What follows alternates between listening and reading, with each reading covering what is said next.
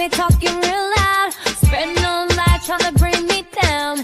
Enemies lurking, but I won't back away. Got a vision in my mind, I'm here to stay. Got my crew beside me, we rise like a tide. When the storm gets rough, we ain't gonna hide. Propaganda swirling, but it won't touch me. Only love around, that's how it's gonna be. We keep moving forward, never looking back. The truth's in the power, it's an unstoppable track. In the city lights where dreams collide, we hustle through the night, fire in our stride. Whispers in the dark can't dim my glow. With rhythm in my soul, I'm ready for the show. We break the chains, rewrite the rules in this concrete jungle where nobody's fools. Unity sings louder than the lies they scheme. In the heart of the struggle, we dare to dream. We keep moving forward, never looking back. The truth's in the power, it's an unstoppable track. Another Queen Ahmadiyyah production. Haze on the corner, they talking real loud, spreading no light, trying to bring me down. Enemies lurking, but I won't back away. Got a vision in my mind, I'm here to stay. Got my crew beside me, we rise like a tide. When the storm gets rough, we ain't gonna hide. Propaganda swirling, but it won't touch me. Only love around, that's how it's gonna be. We keep moving forward, never looking back. The truth's in the power, it's an unstoppable track. In the city lights where dreams collide, we hustle through the night, fire in our stride. Whispers in the dark can't dim my glow. With rhythm in my soul, I'm ready for the show. We break the chains, rewrite the rules in this concrete jungle where nobody's fools. Unity sings louder than the lies they scheme. In the heart of the struggle, we dare to dream. We keep moving forward, never looking back. The truth's in the power, it's an unstoppable track. Haze on the corner, they talking real loud, spreading no light, trying to bring me down. Enemies lurking, but I won't back away. Got a vision in my mind, I'm here to stay. Got my crew beside me, we rise like a tide. When the storm gets rough, we ain't gonna hide. Propaganda swirling, but it won't touch me. Only love around, that's how it's gonna be. We keep moving forward, never looking back. The truth's in the power, it's an unstoppable track. In the city lights where dreams collide, we hustle through the night, fire in our stride. Whispers in the dark can't dim my glow. With rhythm in my soul, I'm ready for the show. We break the chains, rewrite the rules in this concrete jungle where nobody's fools. Unity sings louder than the lies they scheme. In the heart of the struggle, we dare to dream. All right, hello everyone. Thanks for tuning back in once again to the original Queen Ahmadiyyah show. I'm your host, Queen Ahmadiyyah, and this is your daily vitamins. Now, please forgive me for being late. Okay, with that all being said, let's see who's all in here. All right, Claudette, Desmond, Nessa G, Reggie, Dangerous, Latasha. All right, let's get into it, beloveds. I see you, Deronda, Lillian X. Chris B is in the virtual building. Okay, so let's get it started. I see you, Mars Bloom. All right. Hello, the Elder Baba Rashawn live. Okay, so before we get started, let's have a brief word from my sponsor at 12 Tribes. In the meantime, everybody, please hit the like button. Please like, share, and subscribe. Thank you in advance. Do not buy 12 Tribes on Earth hair growth oil and hair magic elixir unless you want super healthy, gorgeous hair that grows. They have a whole line of amazing hair growth products, including hair growth leave-in conditioner spray, hair growth shampoo, hair growth spray, and hair growth butter. I'm starting to sense a theme here. They include quality natural ingredients. They smell amazing, and you can see the results for yourself. So if you're looking for healthy hair growth for your natural or relaxed hair, try 12 Tribes on Earth today.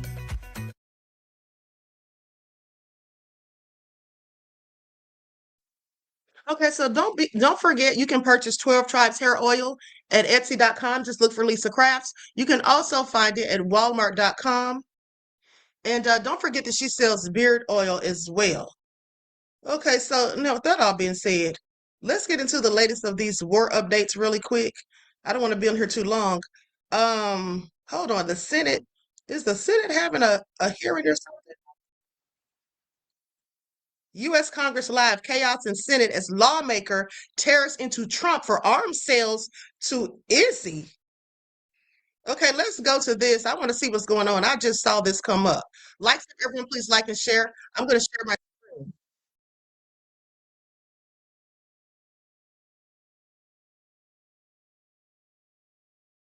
The same thing in southern Lebanon. And indeed, since the war in Lebanon restarted, Israeli forces have killed over 2,000 people, including 250 people in 10 minutes the day after the ceasefire was announced. Entire villages have been destroyed and over 1.1 million people displaced. Now, let's not forget how we got in to this most recent round of destruction in the region. President Trump is fully responsible for getting America into this war, period. But we know from Trump administration officials and public reporting how Prime Minister Netanyahu, for his own reasons, was pushing Trump to attack Iran. Indeed, he said it himself. On April 11th, Netanyahu boasted to the Israeli public that Israel was, quote, first to act because we knew what was at stake. But if I had told you a year ago that our pilots, men and women, would fly in Iran, who would have believed it? Said Prime Minister Netanyahu. Went on to say, if I had told you a year ago that the United States of America, the strongest power in the world, would fight by our side, shoulder to shoulder, wing to wing for nearly 40 days against the common enemy, who would have believed it? And then Prime Minister Netanyahu went on to say, all this happened because we initiated, we acted, we attacked, unquote. Now, those of us who have been around here a little while know that Prime Minister Netanyahu has been pushing for a war with Iran for a very long time. In fact, he recently publicly acknowledged that the current U.S.-Israel war on Iran, quote, allows us to do what I've been hoping to do for 40 years. That's what Prime Minister Netanyahu said. I remember when Prime Minister Netanyahu actually spoke before a joint session of Congress asking us not to support the JCPOA, which of course prevented Iran from getting a nuclear weapon. Of course, the current president then tore that up when he first came into office. So Prime Minister Netanyahu has been trying to get previous presidents to join him in attacking Iran, but no previous president was stupid enough or reckless enough to actually do it. And so here we are. I'm sorry, but isn't that exactly what I said, beloveds? Isn't that exactly what I said? That nobody else was stupid enough to do it besides Trump.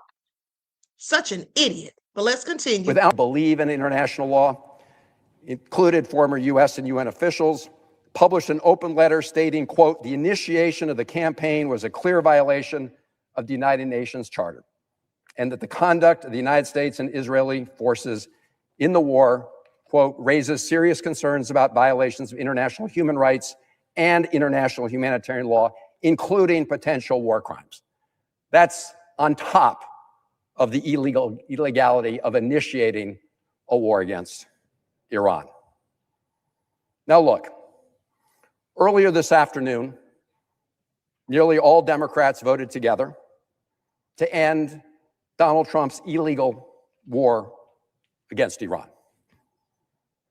Many of us have vowed that we will not support one taxpayer dollar to continue this war that's making us less safe and less well off. Well, that commitment and determination should apply to the Trump administration and to the Netanyahu administration. We need to rein in Trump in this illegal war, and we need to rein in the Netanyahu administration in this illegal war. Now, colleagues, I want to focus for a moment on the portion of the Sanders resolution that bans the transfer of bulldozers to the IDF. The stage of country music.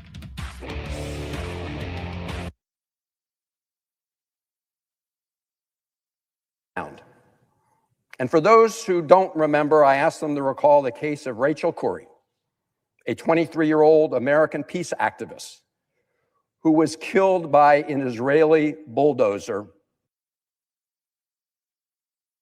Now, I want you all to pay attention because I also told you about this, how they murdered a U.S. citizen, okay? They murdered a U.S. citizen, not to mention the USS Liberty, but let me continue. Trying to block the raising of buildings in Rafah over 20 years ago. Rachel Corrie has never gotten any justice, and her family will tell you that today. In fact, just since January of 2022, at least 9 more American citizens have been killed by extremist Israeli settlers or security forces in the West Bank. And not one of them, not one, has gotten justice. Just like Rachel Corrie, no accountability. Now, Mr. President, there's no piece of equipment that has helped Israel and the Netanyahu government destroy civilian infrastructure in the West Bank and Gaza and now Lebanon more than the bulldozer. Just look at the titles of some of the reporting coming from what's happening about southern Lebanon. Guardian title, "Everything's Gone. Israel Destroys Entire Villages." And you can see it for yourself. I really encourage my colleagues just to look at the videos. Some of them have been shared by members of the Israeli military themselves that showed controlled detonations and destruction of entire villages. And this isn't new. During the last war in Lebanon, Amnesty International documented how the Israeli military carried out extensive and deliberate destruction of civilian property across almost the entire Lebanese border with Israel, including 10,000 structures, primarily through the use of manually laid explosives and bulldozers. And in the West Bank, as we speak, we're seeing violent Israeli settlers kill Palestinian citizens with impunity. And we're also seeing the use of these bulldozers to demolish Palestinian homes in the West Bank and other civilian infrastructures. Again, you can see it for yourselves in the videos. This is all part of a slow motion ethnic cleansing effort in the West Bank and de facto annexation of the West Bank. Indeed, the New York Times in September 2024 spoke about raids in the West Bank villages of Tulkrum and Jenae. The headline was this, quote, "Israeli bulldozers flatten mile after mile in the West Bank," end quote. In total, since the Gaza war started, Israeli authorities have demolished at least 4,900 structures in the West Bank and displaced 9,000 Palestinians there. And as this has gone on, so has settler violence, often with the complicity of the IDF in the West Bank. Over 1,000 Palestinians, including 230 children, have been killed with virtual impunity since October 2023. And with impunity, the Israeli human rights organization Yesh Din said that between 2005 and December 2025, that's a 20-year period, more than 93% of police investigations into settler violence in the West Bank concluded without an indictment. So what are we going to do about this, Mr. President? We need to stop providing the Netanyahu government with an absolute blank check. We need to demand accountability for American citizens who have been killed there. And so I urge my colleagues now to support this resolution. If we want to rein in a Trump administration that launched an illegal war against Iran, we should also rein in the Netanyahu administration. It's doing exactly the same thing with American taxpayers. To the Netanyahu government. Specifically, these resolutions would block the transfer of 12,000 1,000-pound bombs and 132 armored bulldozers valued at more than $446 million and funded entirely by American taxpayers. Mr. President, we cannot continue to provide a blank check to the Netanyahu government as it continues to use U.S. weapons in violation of U.S. and international law. As I've long said, Israel was justified in its war against Hamas after the horrific attack of October 7, 2023. But the Netanyahu government is not justified in imposing collective punishment on all the people of Gaza. As Senator Merkley and I wrote in our report after traveling to the region in August 2025, and I quote, "The Netanyahu government is implementing a plan to ethnically cleanse Gaza of Palestinians. America is complicit." They absolutely are. And we talked about that this morning. For those of you who missed it, please go back and watch the video from this morning where I discussed the Esther Project, which is absolutely nefarious. Okay, absolutely nefarious. And I would like to know from Congress, when they get a chance to address the citizens, perhaps, I would like for them to explain how is it that people from another country are dictating policy in this one? Okay, that just really irks me. How are they dictating policy in the United States? Okay, can we go over there? Can our Congress, can our politicians go over there and dictate their policy? Well, of course they can't.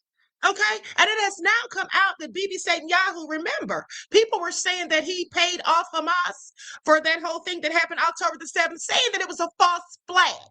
Okay, and he's known for that, just so you know, false flags, that is. But with that all being said, it's coming out that he supposedly admitted to blackmailing an IDF soldier to keep him quiet, okay, about them knowing about the Hamas situation. I'm going to get into that later, but let's continue.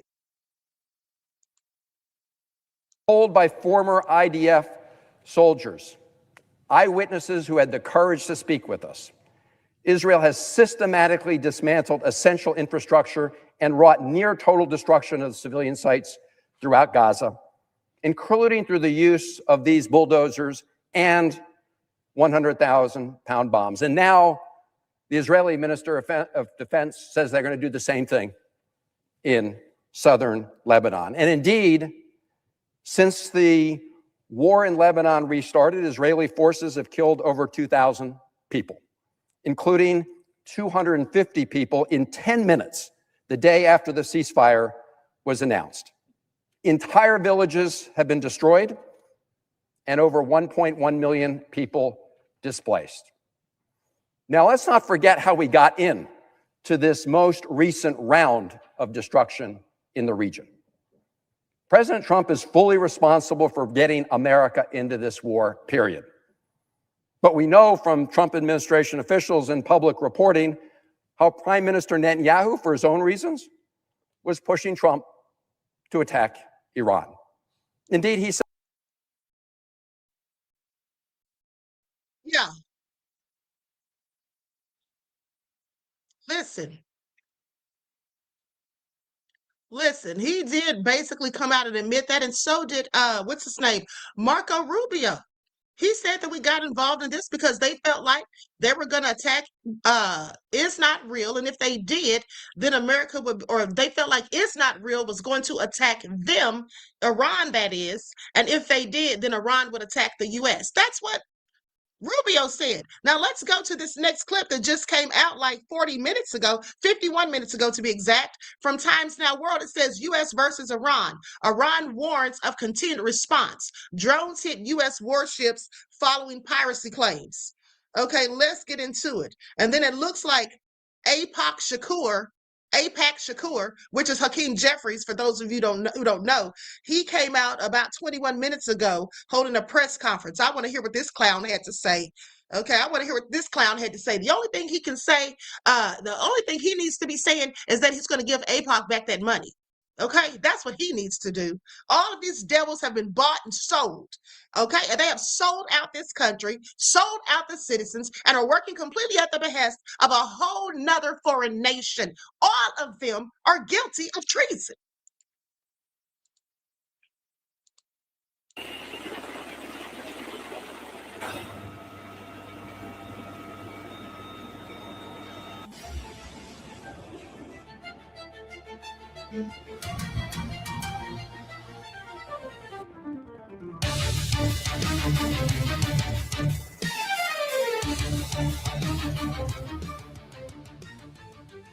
Tensions between Iran and the United States have sharply escalated. Tehran claims it launched drone strikes on US warships in the Gulf of Oman, calling it direct retaliation after American forces seized an Iranian vessel in what it describes as maritime piracy. This marks a rare direct military exchange between the two rivals at sea. Aggressor America, violating the ceasefire and engaging in maritime piracy, fired upon one of Iran's commercial ships in the waters of the Sea of Oman and disabled its navigation system. They further assaulted the vessel by landing a number of their terrorist riflemen onto the deck of the mentioned vessel.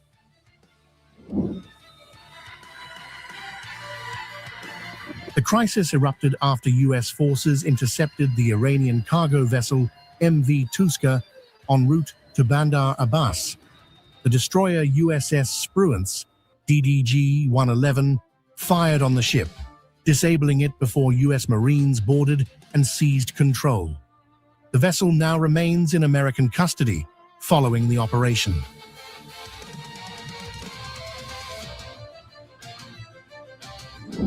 After repeated warnings over a 6-hour period, the vessel failed to comply.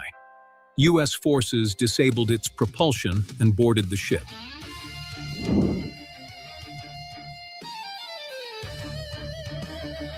The seizure follows a naval blockade ordered by US President Donald Trump, aimed at cutting off Iranian maritime traffic.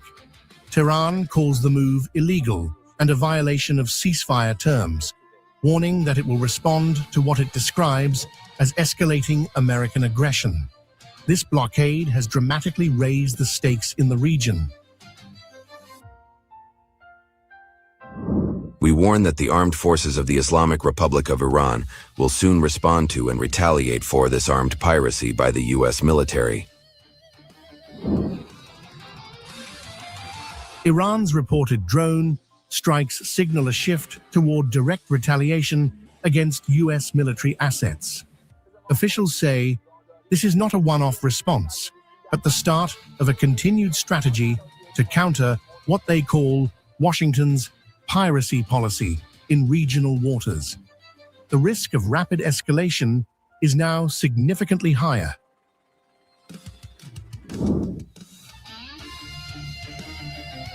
The confrontation is unfolding near the Strait of Hormuz, a critical route for global energy supplies. What began as a ship seizure is now a direct military standoff, raising fears of a wider conflict in one of the world's most volatile regions. Global markets and shipping lanes are now on high alert.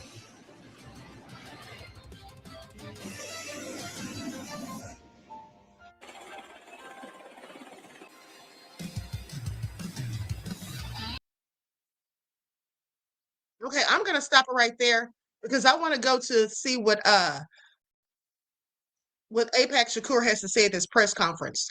Okay, this started approximately, hold on. Looks like it started an hour ago.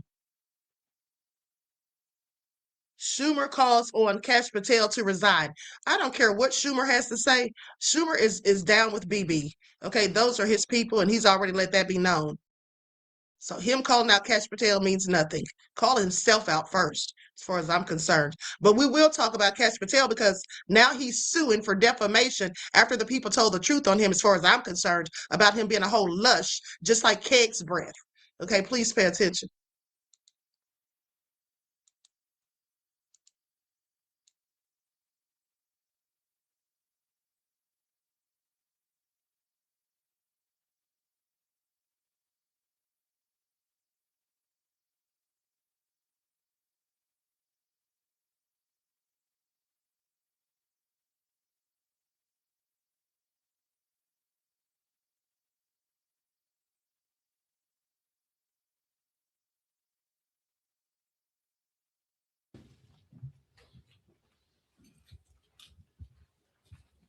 Good afternoon, everyone. Earlier today, Donald Trump's top economic advisor said that costs are going down in America, and the golden age that Donald Trump promised the country during his inauguration is upon us. These MAGA extremists are completely clueless. Costs aren't going down in the United States of America. Costs are going up. And a big part of the problem right now, particularly as it relates to skyrocketing gas prices, is Donald Trump's reckless and costly war of choice that is making life more expensive for the American people. And several of Donald Trump's top cabinet officials, including the Secretary of Energy, have acknowledged that gas prices are going to remain high for the foreseeable future. This is a direct result of Donald Trump plunging our country into this reckless and costly war of choice with no evidence that Iran posed an imminent threat to the United States, no plan, no strategy, no clear objectives, and no way out in a way that benefits our troops and the American people. Donald Trump and Republican control of Congress has been a complete and total disaster on all the things and in all the ways. They've certainly failed on the economy, failed on health care, failed as it relates to immigration enforcement.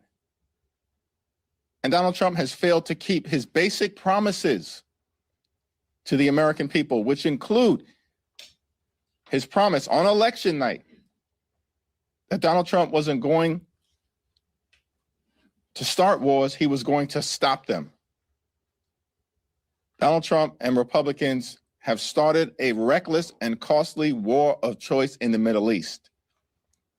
And they are spending billions of dollars a day to drop bombs overseas, but are unwilling to spend a dime to make life more affordable for the American people.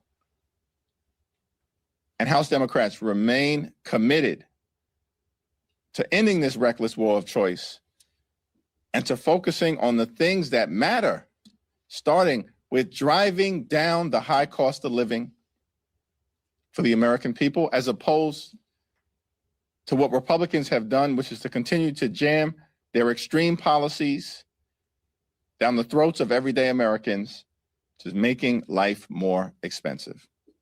Questions? Mr. Leader, good afternoon.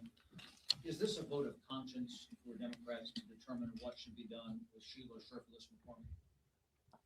Are we going to convene as a caucus in the aftermath of the recommendations that we anticipate at some point this week from the Ethics Committee?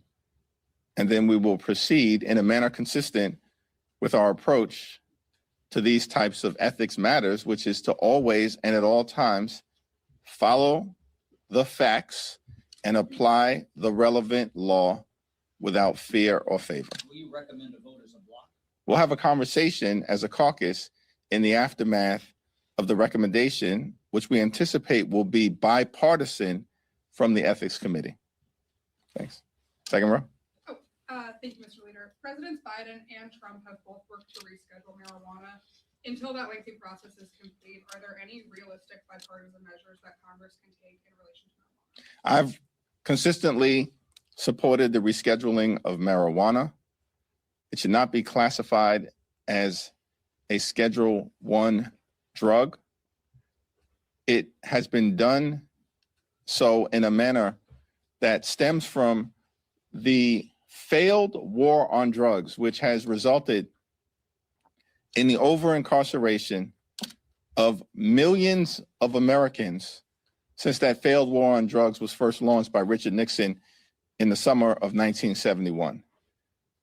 And I've been part of bipartisan efforts, including the passage of the First Step Act, to deal with overcriminalization in America and to ensure that taxpayer dollars aren't being spent on a prison industrial complex that has not made the country safer. It's devastated individuals, families, and communities, and hurt our economic growth and development. And so I'm hopeful that we can find a legislative path forward. This does seem to exist as a bipartisan issue, particularly amongst younger generations of Republicans and the entirety of the House Democratic Caucus.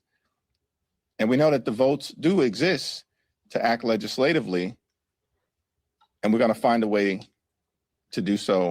I would tell any parent to go to Primrose because they care about your kids. They're going to sit there and see where they are and give them the tools and skills that they need to be prepared for kindergarten or pre-kindergarten.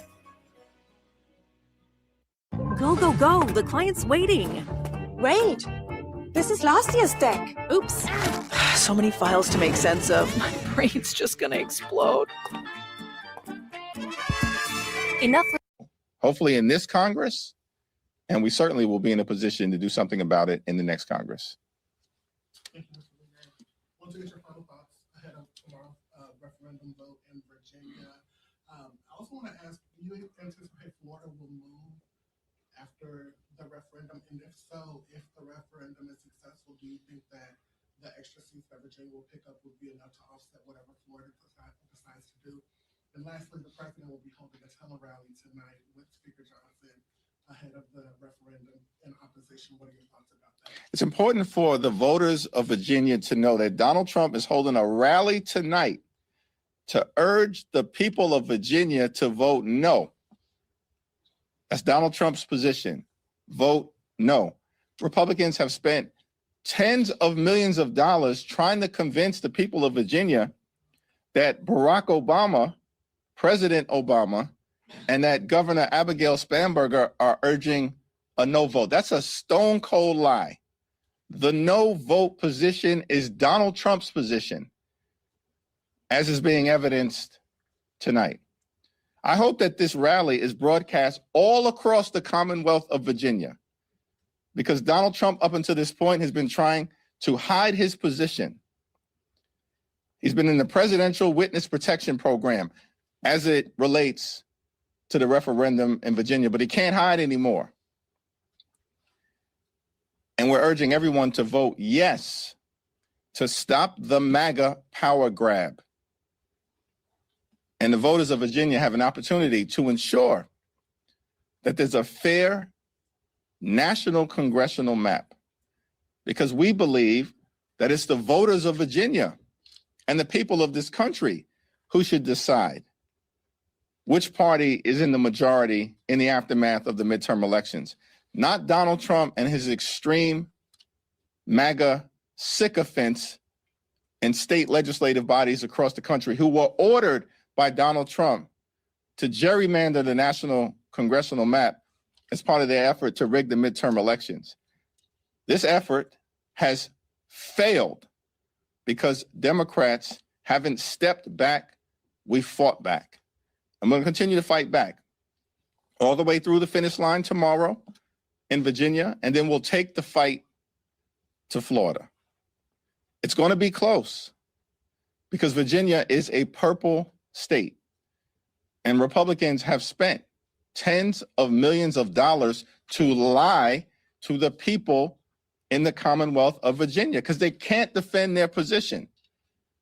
But it should now be obvious to everyone, based on Donald Trump's rally tonight, that if you think that things are going well in Virginia, if you think things are going well in this country, then Donald Trump is urging you to vote no.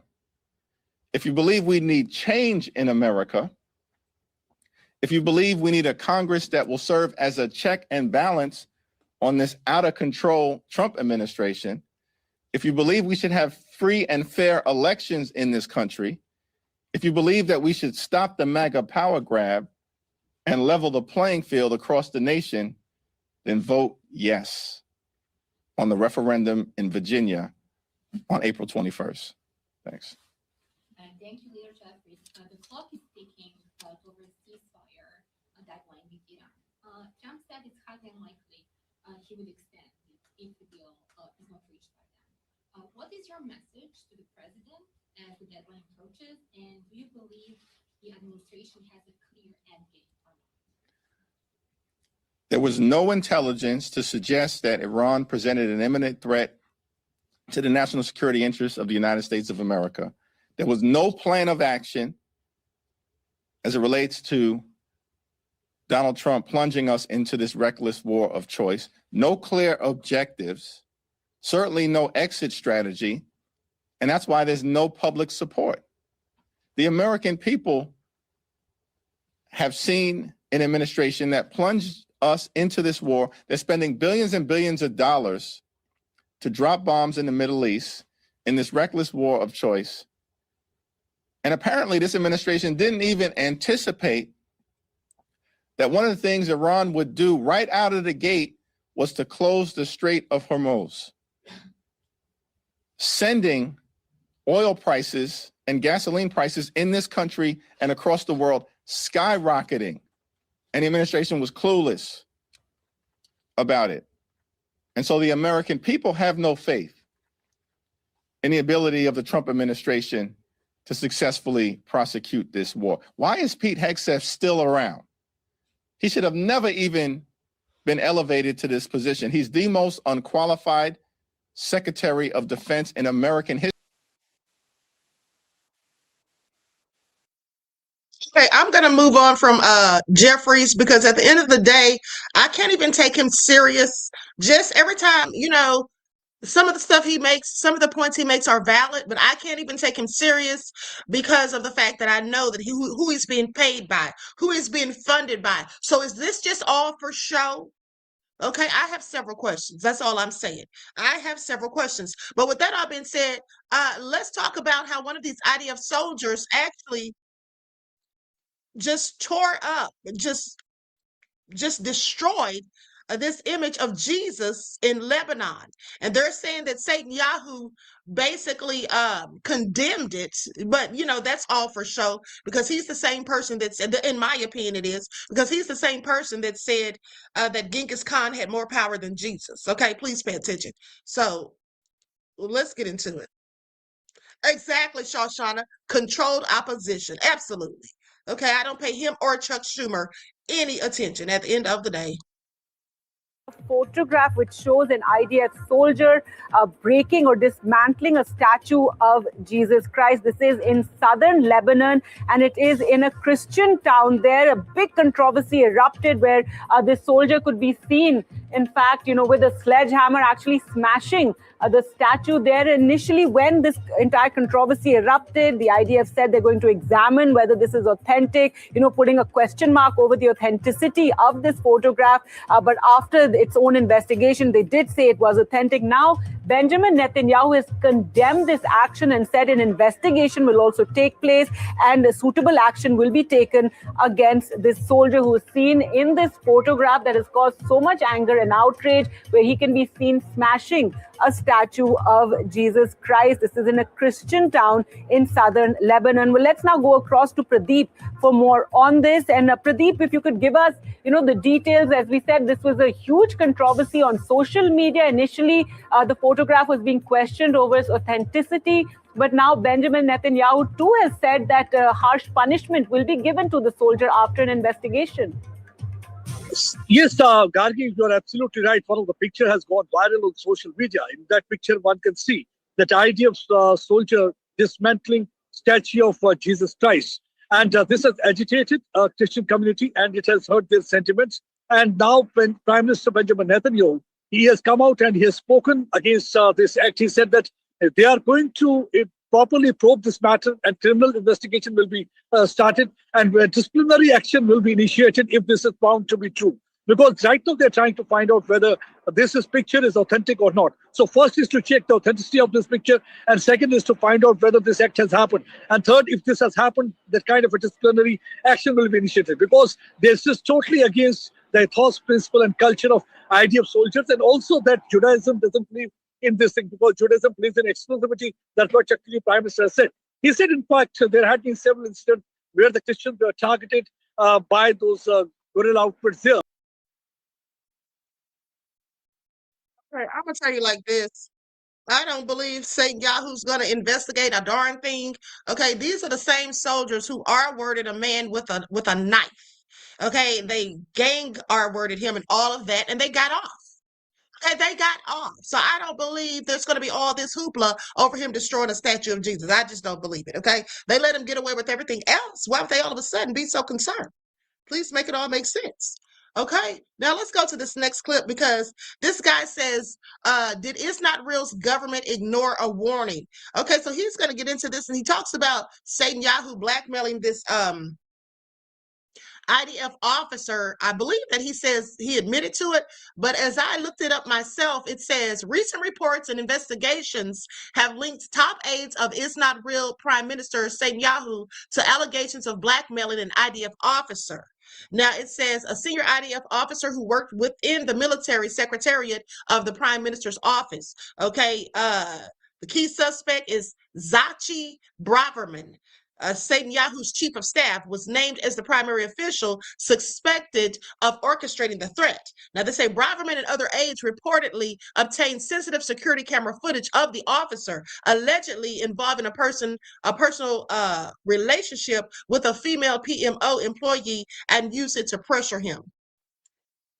So that's how they got him to talk, I guess. Now, they say the motive. Investigators suspect the goal was to coerce the officer into altering minutes or records of high-level security meetings from the night before and early hours of the October 7th, 2023 Hamas attack. Now, the internal probe. They say the IDF chief of staff, Herzi Halevi, was alerted to the situation several months ago and initiated an inquiry. Now, Satan Yahoo's response. They say the Prime Minister's office has dismissed the claims as baseless lies and a witch hunt. Braverman personally threatened legal action against reporters, calling the reports defamatory. Now, the direct evidence, well, they say as of late 2024, no evidence has directly tied Satan Yahoo himself to the act of blackmailing the officer, though his closest aides remain under investigation. Now, in a separate development, in early 2025, Satan Yahoo accused former Shin Bet chief Nadav Argaman and current chief Ronan Barr of mafia-style blackmail, accused him of mafia-style blackmail against him, claiming they used threats to prevent him from restructuring the security agency. Okay, so that's his story and he's sticking to it, I guess. So let's see what this person has to say about it.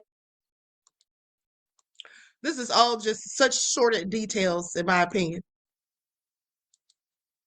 Just came out today saying that the Israeli government, Benjamin Netanyahu, and his office may have received information just hours before the October 7th attack. And not only that, they may have blackmailed the officer who gave them that information to try and cover it up. In the intense aftermath of the October 7th attack, questions have been swirling around Prime Minister Benjamin Netanyahu's team and himself of knowledge of the impending danger. And central to this controversy was whether Netanyahu had been alerted to the activation of Israeli SIM cards in Gaza, which is the first sign of a possible attack because the SIM cards in Gaza would lose signal once Hamas leaves Gaza, and Israel has technology to detect this. So an investigative journalist called Ronan Bergman has brought these issues to light, revealing a cascade of investigations into the Prime Minister's office. There are three main allegations that have come out of this investigation, so let's have a look. The first is the unauthorized acquisition and leaking of classified documents to foreign media to specifically advance Netanyahu's political goals. Next one is tampering with meeting records and phone call protocols. And the last one is the blackmail of a former senior IDF officer.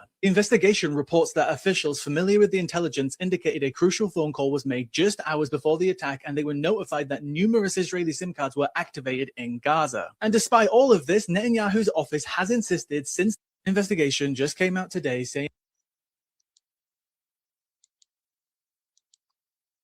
Okay, well, here's the thing. If Satan Yahoo was involved, if he did know anything, he's definitely not going to admit to it. Who would expect him to? Okay, he's going to continue to lie just as Trump would. With that all being said, it has been rumored, as I said, and this hasn't been confirmed, but it has been long rumored that he absolutely had something to do with the whole thing. It was a false flag, and that he, in fact, gave Hamas money. Okay, and I believe it. I believe it. Anything they say about him that's nefarious, I believe it, because I think that he is a minion of the devil, period. Now, let's go to Kevin Costner, what he had to say about the United States. I'm going to put an overlay on this. Recognizing America. Right now, I don't recognize its voice. people going with the flow, and there's people right in the middle, and we're in a really weird spot. And it takes a high level of compassion, empathy, and intelligence to work our way out of this. Separating people with no plan. When those children can't even speak English, can you imagine the terror? Besides just being separated. So we have to do better. We've been about more. We can be about more. And right now we're acting really small. Okay, I absolutely agree. I absolutely agree. No lies detected. With that all being said. Now let's go to this next clip. Likes up, everyone. Please don't forget to like and share. Thank you in advance, beloveds.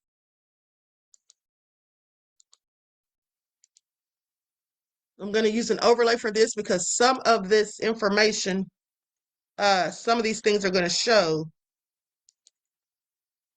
I don't have permission to use. The single greatest threat to freedom of speech is Israel and its supporters here in the United States. The allegations that I'm anti-Semitic only began when I decided to start being more strident in my criticism of what your government is doing in Gaza, which I myself have seen. If you dare to criticize the Israeli government, I was immediately accused of being a Jew hater and an anti-Semite. It is a deliberate campaign to shut me up. It was a deliberate campaign to stop me criticizing the Israeli government. Just have established boundaries of what you're allowed to talk about. You know, there's narratives that can't be breached. You have to follow it to a T, and that's it. Anything else, you're anti-Semite. You and I speculated about this, whether the possibility of Jeffrey Epstein possibly being a Mossad agent, that's been turned around on me too, to you must be anti-Semitic. What the hell? That's such bullshit. The way you are treating me is so repulsive. I have text messages, Megan, calling me an anti-Semite.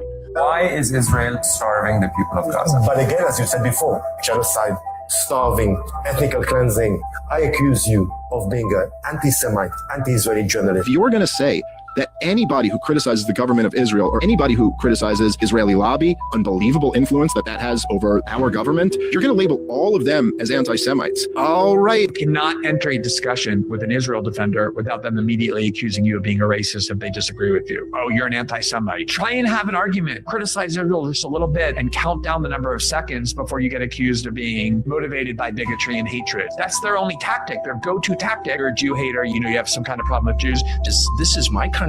My birthright is free speech. God gave me that right. And if you're telling me what I'm allowed to say in my country, you're my enemy. Like, it's just kind of that simple. You can't tell me what to say or think, period. You're not going to silence my ass. You're not going to silence my ass by invoking the Holocaust or calling me an anti-Semite. I don't give a shit. Okay, I see what's happening clearly. I'm going to speak up about it, and no one's going to shut me up. The single greatest threat to freedom of speech is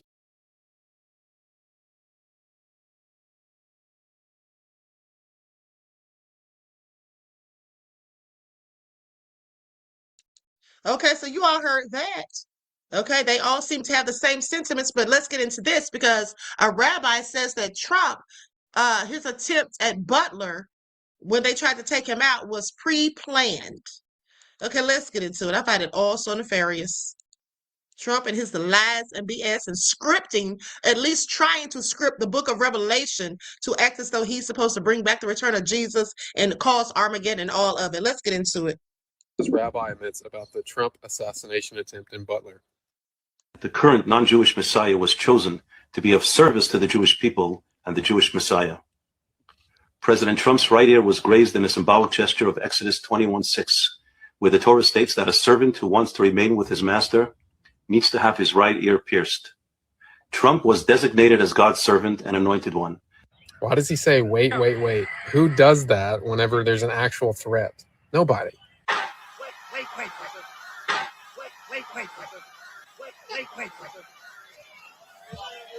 It's almost like it was staged for this photo. Why else would cameramen be running up to the scene under live gunfire? If you don't think the U.S. government is willing to kill a few people to push a narrative, look at 9/11. This is what an actual one looks like. As soon as the shots are fired, he is out of there within 11 seconds. I mean, just ask yourself, if there was any serious attempt on his life, do you think these men and women right here would be willing to just wait under live gunfire so he can say a few words? Are we serious? Is it just like Shakespeare said, all the world's a stage? Zora sure is, honey. That was all fake and fraud. Trump, sit down somewhere. Okay, talking about wait. Who in the hell says that when gunshots are when bullets are flying? Okay? With bullets flying. Sit down somewhere, honey. All fake and fraud.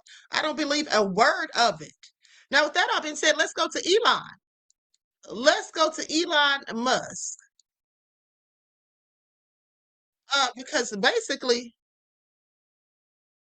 hold on, that's not what I'm looking for. Hold on, beloveds. I pulled up the wrong clip. Hold on. Here it is right here. Elon's suing because they won't let him be racist and be a whole wanton supremacist in peace. Okay, they just won't let him do what he wants to do. And he's also mad because South Africa won't let him bring that Starlink BS over there.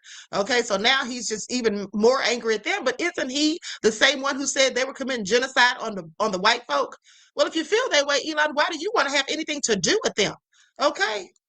Just told a federal judge that being forced to not discriminate against Black people violates his First Amendment rights. I'm not exaggerating. That's the actual lawsuit. Your entire attention is on a Chris Brown and Usher stadium tour right now. Meanwhile, Elon Musk is in federal court deciding whether his AI can reject you for your home, your job, and your doctor. This is why we're always missing at the table. The media pushes the concert, and while you're trying to figure out tickets you cannot afford, somebody is in federal court making decisions about your life, with or without you in the room. Same week, the NAACP sued him for running an AI data center in a Black Memphis neighborhood. No permits, hazardous chemicals, people cannot breathe. So let's be clear. He does not want you to breathe clean air at home. And he is in court right now, making sure his AI can reject you for your job, your apartment, and your doctor. The law he is fighting, Colorado's. It says AI has to be fair when it decides your housing, your employment, your healthcare. That is the whole law. He sued to block it. Stadium tour in the summer, federal court in the fall. One has your attention, the other has your future. Elon Musk just told a federal judge that being forced to... Okay, so y'all heard that. Okay, now with that all being said, let's go to what George Carlin said so many years ago. I'm going to share my screen, and then we're going to go to Cash Patel, and then I'm moving on to the next segment. Likes up, everyone. Please don't forget to like and share. Thank you in advance.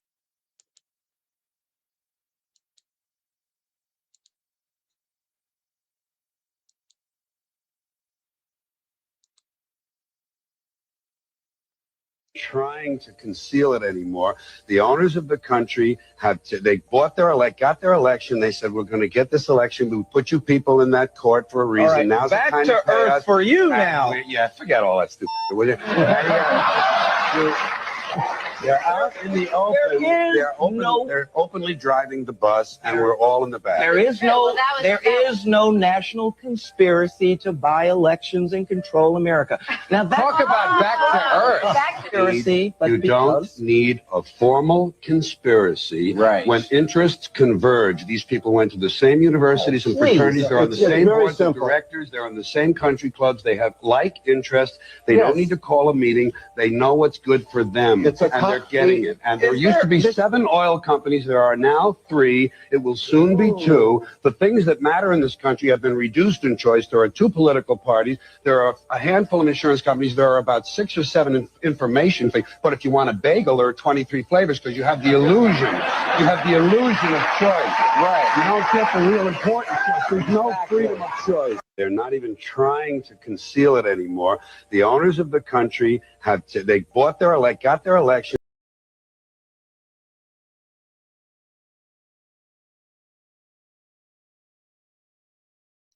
Okay, no lies detected. Now, how many of you remember that time when Trump went into that classroom and the kids started screaming? You know why those kids were screaming, in my opinion? Because they saw Trump's real spirit. They saw the true essence of him. Okay, that's absolutely what I believe, because children can absolutely see into the spiritual realm until they get a certain age. Now, I want you all to pay attention to this. Okay, this is further proof that Trump is nobody other than the Antichrist. He definitely has the Antichrist spirit, in my opinion. Now, just watch how these children start screaming, violently screaming, not just crying, not just sobbing, but literally screaming in fear. They saw the devil that is within him, as far as I'm concerned. Okay, please pay attention.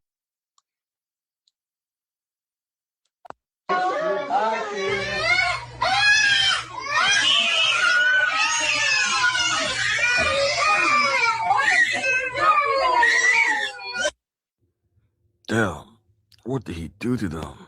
Why they? The fuck? Why they're so terrified? Little black girl.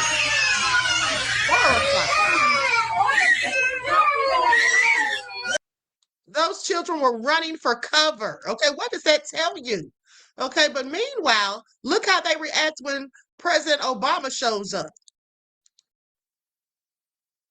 Okay, those kids were scared for their lives. In on the communist hellhole they call New York. Is that it? Anything else? Oh, the beep beep. That's one of the best ones. Beep beep beep beep beep beep beep beep beep. Alone and together, we are at our best. Who wants to be at their best? Me. Swish, swish, swish, swish, swish. Swish, swish, swish. You know my name? Yeah, I know your name. Now, do y'all remember this? Leon said they were crying bloody murder, okay? Look at this.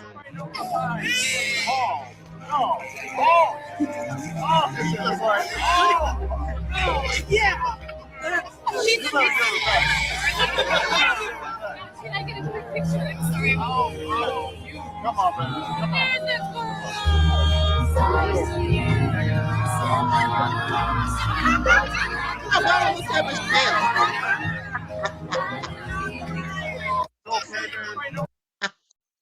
That always tickles me, okay? Because the baby was crying while Michelle was holding, but he wasn't screaming like he was with Trump. Okay, that was just a regular cry, but stop crying as soon as Obama got her. Okay, please pay attention. Trump's the devil himself. Now, let's go to Kash Patel's lying self talking about he's going to sue for defamation. Oh, so you mean to tell us you weren't drunk? Okay, you're not a whole lush? You don't have an alcohol problem like your friend Heck's breath or Keg's breath? Please, make it all make sense. Kash Patel says he will file a defamation lawsuit against The Atlantic.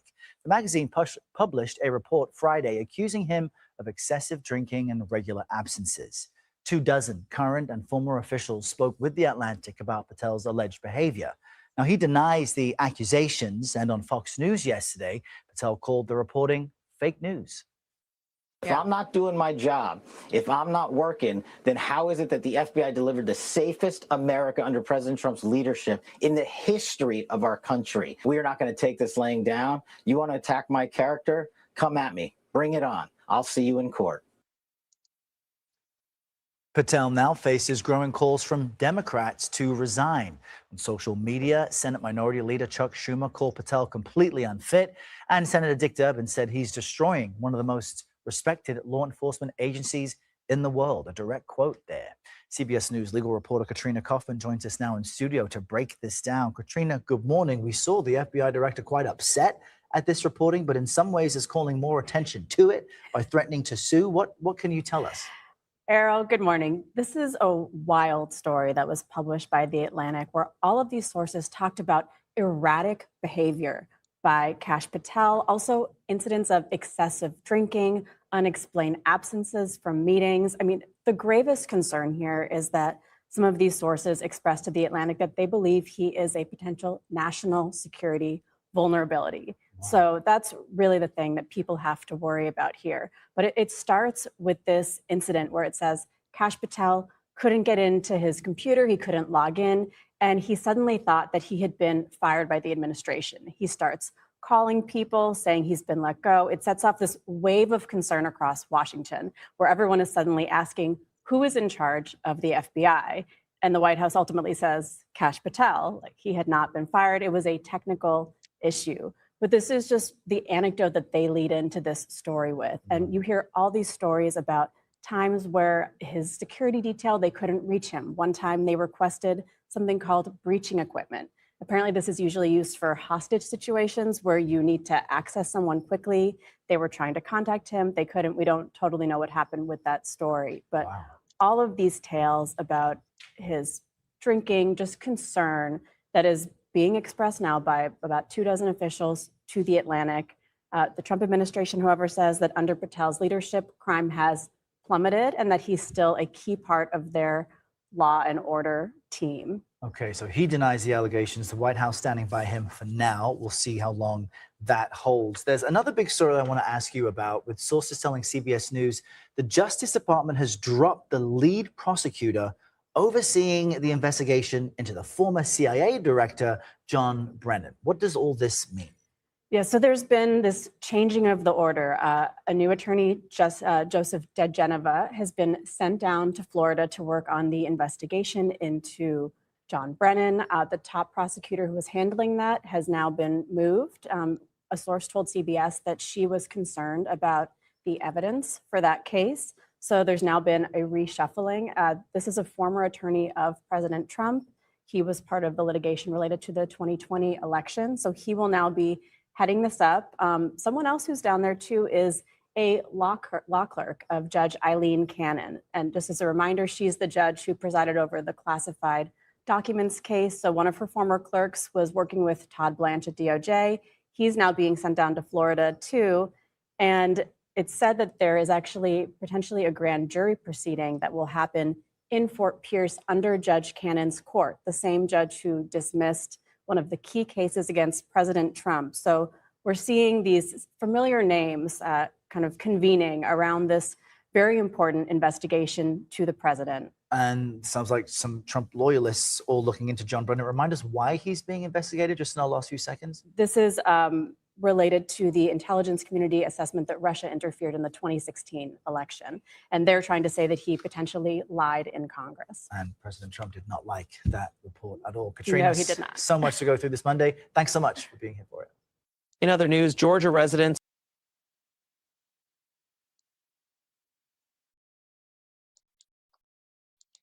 Okay, so now with that all being said, let's get into this whole story about Ashley Jenae. Okay, likes up, everyone, please like and share. Thank you in advance.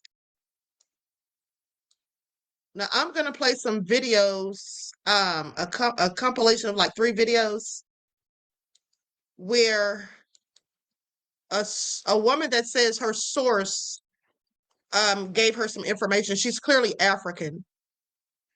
Okay, likes up, everyone, please like and share. Thank you in advance. Hold on just a second. Here we go. The people. So he has frequented Zanzibar. And my source said they were arguing about him cheating on her. He would leave the villa to go to other women at night. And other women, would it be local women? Yes. And then they also said that there was an argument at I think at the reception or something like that. Outside, there was also another argument. Somebody was flirting with Ashley, and he got offended, and she started screaming about him cheating on her. That is what my source said. And he said that the police have arrested about 10 people who are suspected of being involved in terms of investigation-wise. The hotel staff, some people, also his friend. He had a friend there. Wait, who had a friend there? To be clear, so that they're Joe McCann had a friend in Zanzibar. And that friend has been arrested too. Was this a male friend? Yes, a man. So he had a man with him at this resort that has been detained. Yes. Is this a white male? Do we know anything? Is this a foreign male? Do we know any specifics? Yes, I have been told he's a white male. The police are going to release the postmortem on Friday. And also the police are holding on to all types of video and photos in terms of evidence. They're holding on to anything that is video and pictures. They said that it's going to impede the investigation. When Ashley was found, she had her ring on because I saw some people asking that he chose Tanzania because the country has no good relationship with the U.S., first of all, because they're on the ban list. So everything that's going to come out is not going to be authentic. I do not believe in the justice system of Zanzibar. Let me say that. I'm an African. I'm in Africa. You can say whatever you want about me, but I'm going to speak the truth. And he is known. He's a frequent, visitor. They know him. That changes the story. It's not like somebody who just went there for the first time. And then he also chose a place where the police can be bribed. Okay, elaborate on that. Now, I want you all to pay attention because I actually told you all this days ago when I looked it up right here while we were doing the live. Okay, I told you all that there's a lot of corruption. The police, yes, they absolutely accept bribes.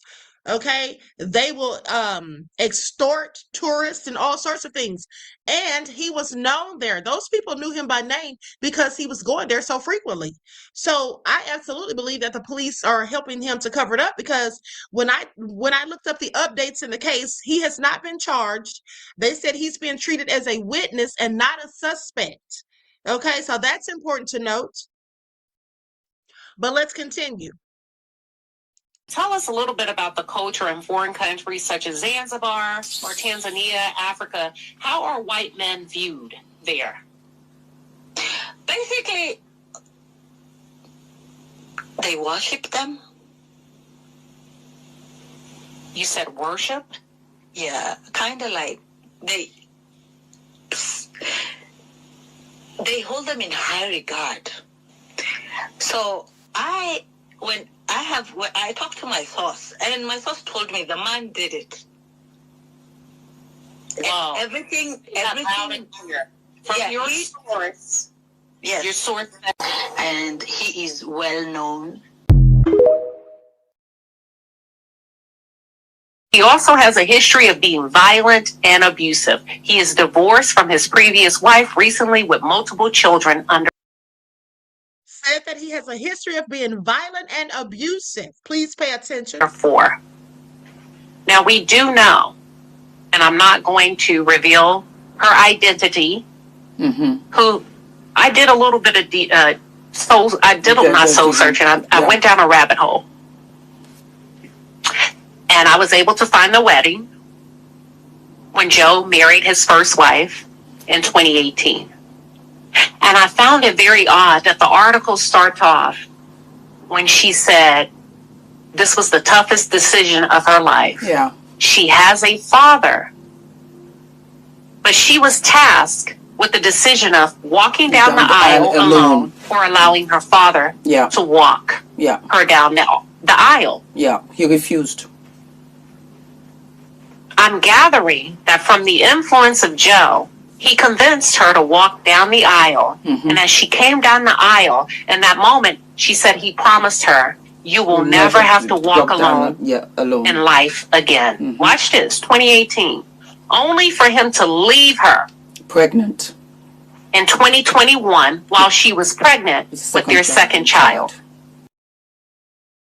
Now I want you all to pay attention. Her father must have known something, and that's his first wife. The first wife's father didn't even want to walk her down the aisle in the wedding because clearly he didn't want her to marry this man. So he must have known he was a whole creep, that there was something wrong with him. Okay? Please pay attention. In a nutshell, beautiful, sweet Ashley, young girl who thought she knew the world, and did not.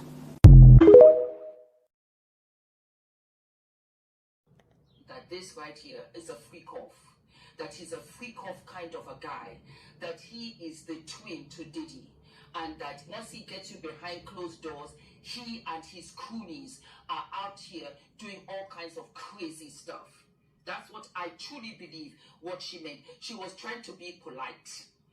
Typical crypto finance bro weirdo. He also recently lost a big investment, $100 million. This man is known to be abrasive and weird in the head. Even my experience of meeting him was weird. He is a very arrogant and strong personality weirdo. John McCann has poor business practices and he is a true weirdo. He also has a history of being violent and abusive. He's also divorced from his previous wife recently with multiple kids under the age of 4. We have Queen Sheba, who also put this on her episode yesterday. So we're going to go ahead and hear what Swahili Queen has to say. Let's go ahead and take a listen. So, my source told me that Joe is a frequent visitor of Zanzibar. And he is well known by hotels, staff, and the people. So he has frequented Zanzibar. And my source said, Okay, I'm going to stop it right there because we've already heard that part. And shout out to Queen Sheba because she's the one who's been having the lady on there that was translating the other day. Okay, and also the woman that's been giving the information. Now, with that all being said, I just find it very interesting. Okay, I find it very interesting. So to find out that he was abusive, well, that's not shocking to me. But let's go to some of Ashlee's previous posts. And then I want to go to what the hotel deleted, because I thought that was very interesting.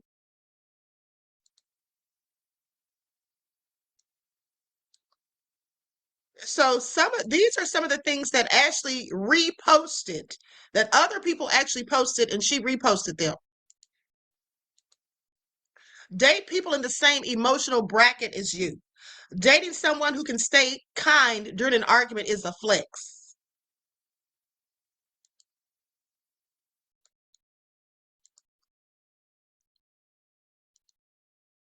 Let's go to the next one.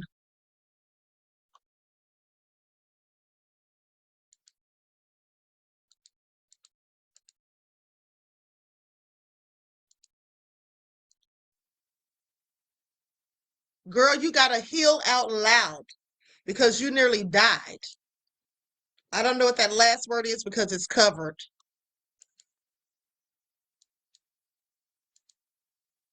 Wonder what she felt she needs to heal from.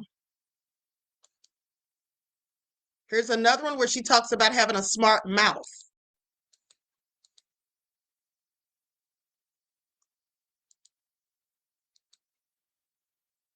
This is Ashlee's original post. She says, I got a smart ass mouth, LOL. My BF is going to knock me the F out one of these days. Do y'all hear that? Gonna knock me the F out one of these days? Now, why would she say that? Even if you have a smart mouth, why would you say he's going to knock you out one of these days? Well, maybe because he was violent, okay, and had threatened to do it. Who knows? Here's another one where she talks about her attitude and her smart mouth.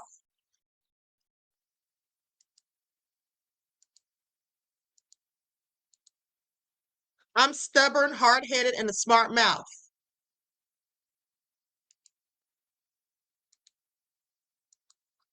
I think that he was upset because he was messing with those women down there, like I told you all, because somebody said something about a text message. And I told you all the other day that I think Ashlee may have gone through his phone or some kind of way she found out about him messing around with those other women, and he wanted her to be down with it, and she wasn't.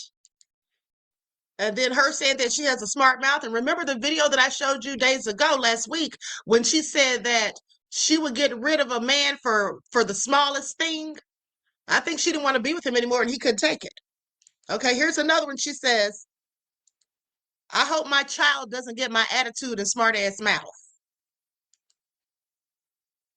Now, mind you, if he was a narcissist, which I absolutely think that he was, Yeah, I'm quite sure some woman talking back to him is not going to be something that he takes lightly, especially if he has a history of violence. And that's alleged, because I can't confirm that that's true, but that's what people have said. Now, and then they claim that some people are saying they got that from the ex-wife.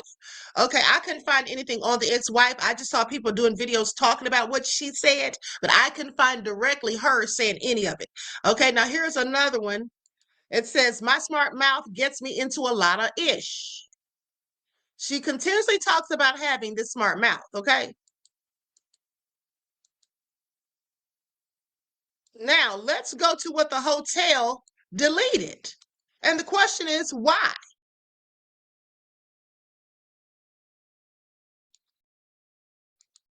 Share my screen. Here we go.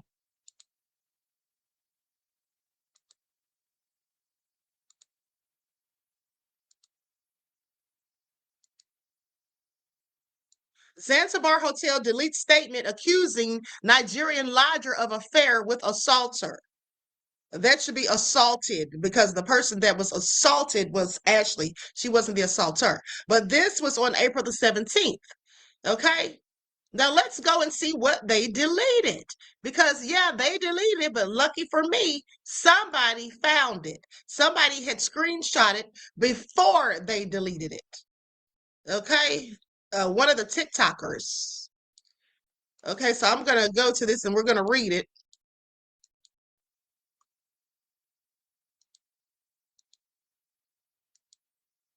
So here's what the hotel was saying, but they deleted this. He denied any wrongdoing on his part and insisted that it was the complainant who requested him to go to her room for a love affair. He said he got into the room with her permission and did not break the door nor enter the room through other techniques. When he got into the room, she asked him to go fetch protection so that they will both be safe.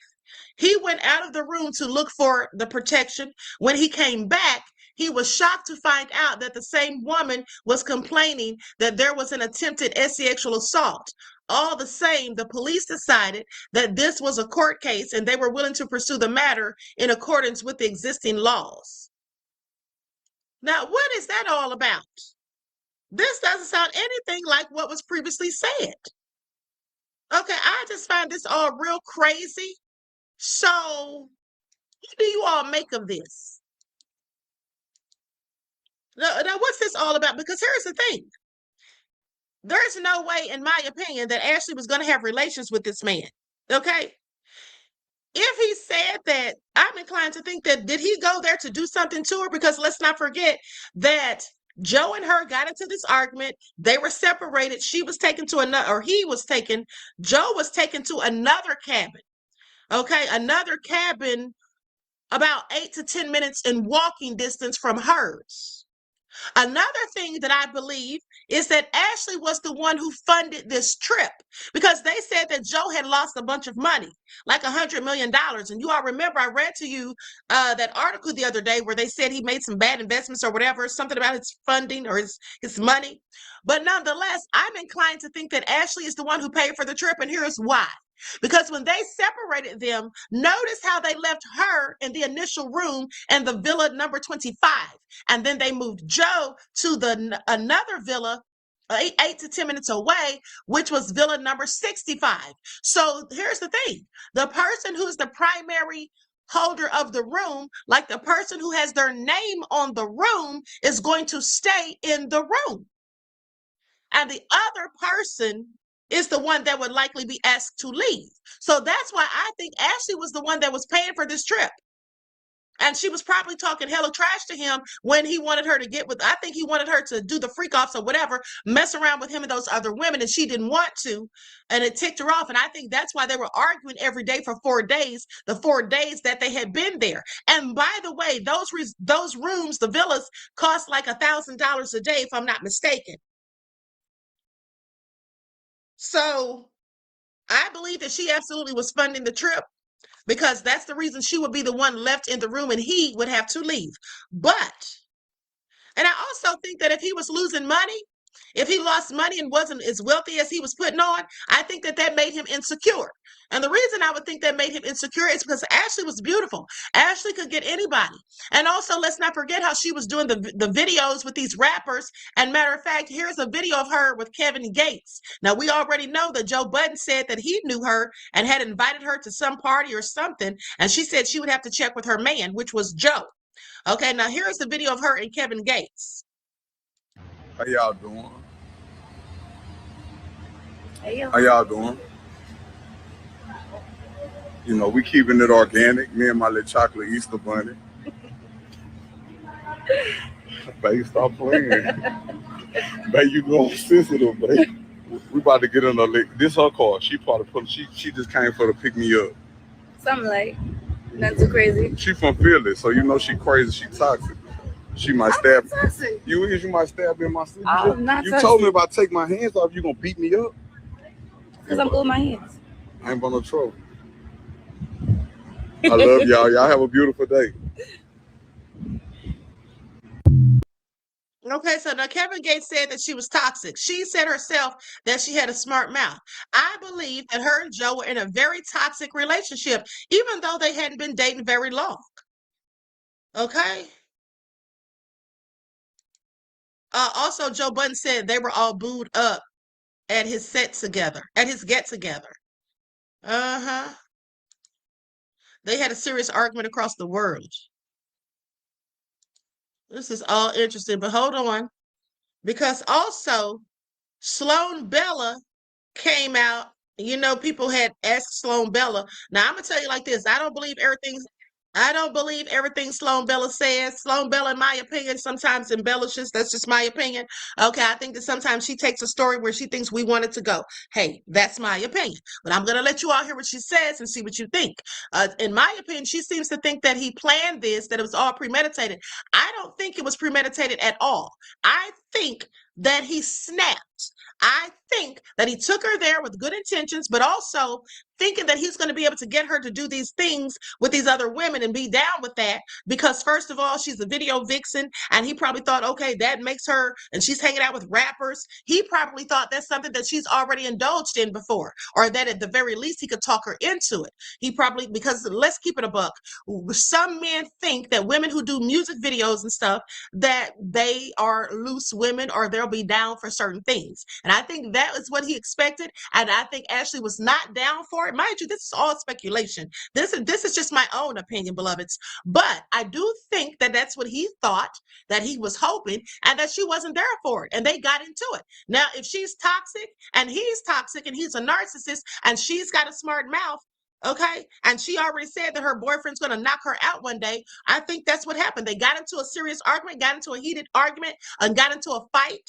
And I think that he took her out. Now, someone said but I don't think that he intended to, but I think that he went too far. Also, here's the thing. Someone said in the comments earlier, and I put it on the screen, I can't remember who it was, but someone said they should check under her fingernails. Well, they absolutely should. But here's the problem.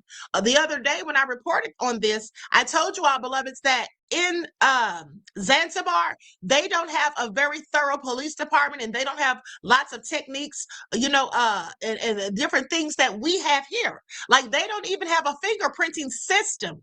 They don't have forensics, okay? So even if there would be no reason for them to take anything from under her fingernails, because they can't even examine it thoroughly. So that's the downside of this whole thing, which leads me to think he's going to get off. And according to Sloan Bella, he also thinks he's going to get off. And I'm sure that's what he thinks. Okay, I pretty much believe it. Leon says, me too, Queen. Okay, this is all just so sad. It's just really, messed up, because the place that she lost her life, that her life was taken, is a place full of corruption, corrupt police, people that can be bought and paid, and where people who look like Joe McCann are worshipped, okay? And the people knew him. They didn't know Ashley. That was likely their first time meeting her. So I just feel like this is just not going to go where we want it to go. Okay, Robert said, and a grape kit. You know, do they even have those? I don't know, because like I said, they don't even have a fingerprinting system. So that's all crazy to me. Now, I'm going to pull up Sloan Bella so we can hear what she has to say. Likes up, everyone. Please like and share. Thank you in advance, beloveds. I'm going to use an overlay on this.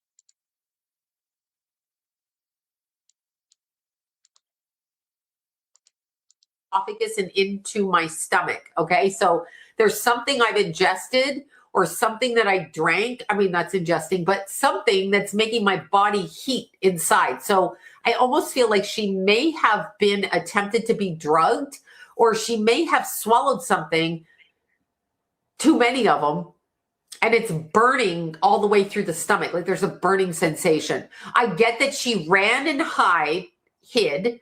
So she's running to hide and actually hid.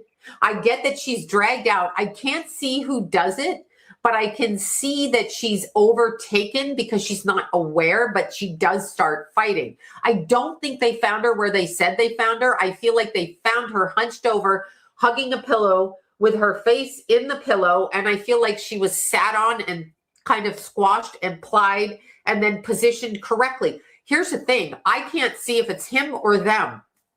There's 3 men in this scenario. There's the 2 spy people that I see checking up on him. I'm pretty sure that it probably was orchestrated by him, but will appear to not be. I am also hearing the word opportunist about the hotel or the place they were staying. And because of the argument, it opened the door for opportunity to come in. What I found very interesting is she reportedly ended up in the hospital, and the argument happened on April 8th. On April 9th, she was found in her hotel room or wherever it was they put her. She was found in the room that she's injured. She was injured. Somebody injured her. This young woman did not injure herself. Somebody injured her and set her up in a timeline that I feel is more like ritualistic on a spiritual sense, but presented in a game sense by, I'm just going to say it, I keep getting Russian, I keep getting dark web, and I get people filling out bingo scorecards about the interactions of these 2 people. So I have a fever. Okay, to me, Sloan was all over the place with that one, but hold on. Let's go to this next clip.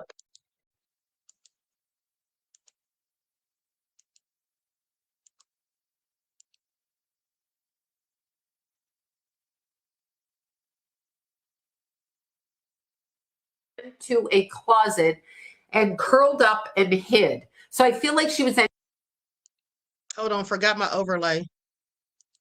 Anticipating somebody like punching her, hitting her. And then I feel like she lost consciousness, and then I feel like they positioned her. I do feel like somebody from the immediate outlying surrounding area also participated in what was going on. This seems like a ritual to me. The energy of these 2 dating was already domestically violent from month 3 on. Probably from the first week on, but she probably forgave it, but didn't want people to know that this relationship was failing, but it was failing from day 1. And I believe people were telling her, step away from this guy, including her mother. That's why she apologizes to her mother for not listening. She also didn't listen to herself. She knew better. I'm hearing she knew not to go on this trip. He didn't like her. He wanted to use her, is what I'm getting. He was taking from her energetically to alleviate these bills over here. He targeted her, and he was aggressive with her the whole relationship verbally, is what I'm seeing. The room.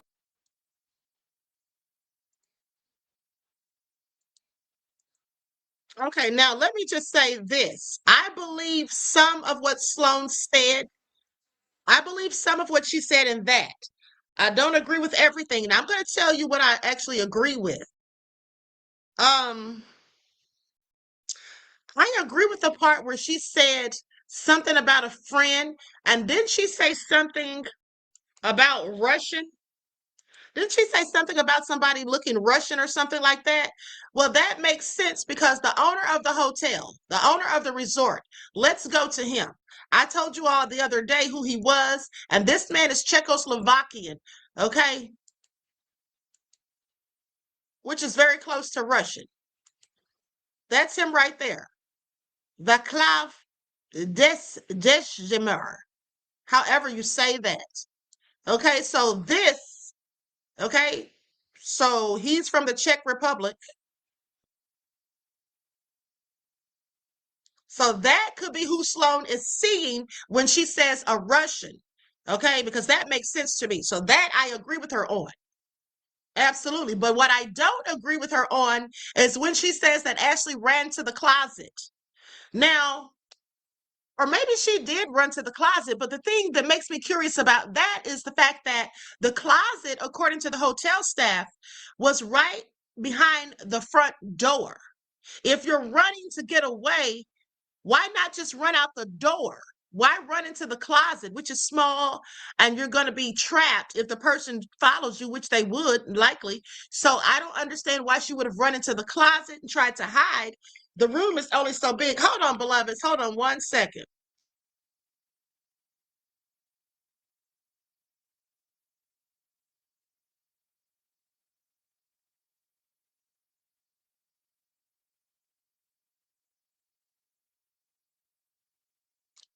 Sorry about that, beloveds. Now, with that all being said, I wouldn't think that she would run into a closet. You know what I'm saying? Because if the door is right there. So, but maybe she did. I don't know. Okay, so with that all being said, let's go. Let me see here. I think there's one more clip. Okay, let's go to this last clip.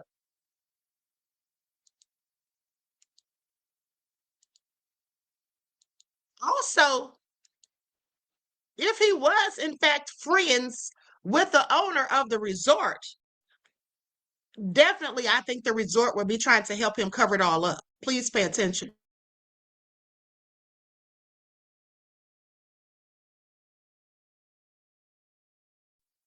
Okay, so I posted a video this morning about Sloan Bella and how she stated that Joe was intertwined with some sick ass, dark web, sinister ass shit and basically set Ashley up. She had no idea what was to come. But that's not the purpose of this video. The comments on that video were pretty much stating that there were two men in the back of her photo. Like, why were they there? I just went and found this picture on Ashley Jenae's Instagram page. Who are these two men? Did they? Now pay attention, because Sloan did say there were two other men. Okay, now I don't know if she got that from the pictures or that's just something Spirit was telling her or whatever, I don't know. But I noticed that too. Those men in the background, they were sitting back there watching as she was feeding the giraffes. And I thought that was kind of interesting. And so let's continue. Question these two men. You cannot tell me that these two men were caretakers for these animals, because if something was to happen right here in this moment, they're too far away to even react. So who are they? These are the ones that need to be questioned, along with Joe's fraudulent ass. He needed to be locked up the day it happened, honestly. Let me know if you guys caught that. Some people did in the last video. Do not forget to like, follow, and share for more. And thank you. Okay, so we still don't have any answers. All we have is a bunch of speculation. Okay, at the end of the day, this story just has a lot of twists and turns. I'm waiting to see what the autopsy report says. That's supposed to be released on Friday. But the two guys in the background, okay, that's a bit suspicious. The fact that the hotel deleted a post, and what are they talking about? Okay, what are they even talking about when they're saying that this man was in the room with her? But I'm going to tell you all something. What I thought was interesting was also when the guy went back to her room when she asked for a charger. Do you all remember me telling you the other day that I thought that was kind of crazy that she would ask him for a charger when she was in the room that they initially were sent in? She was in the original room. She had all the bags and stuff. So why would she not have her charger? I know she didn't go there on a trip without her charger because they had already been there for 4 whole days. Okay, they checked in on the 4th. So they had been there for 4 days. So she had to already have had her charger. Why did she need a charger?